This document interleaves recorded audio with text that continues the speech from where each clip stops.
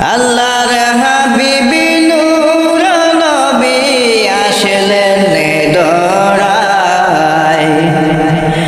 আল্লাহর হাবিবি নূর নবী আসলেন দরায়।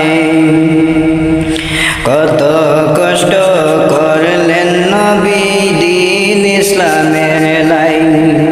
হায়রে কত কষ্ট করলেন নবী দ্বীন ইসলামের লাই।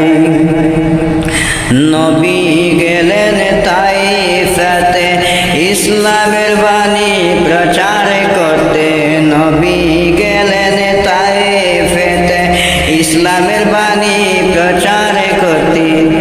তাইফবাসী মারল পাথর নবীজির গায়ে। হায়রে তাইফবাসী মারল পাথর নবীজির গায়ে।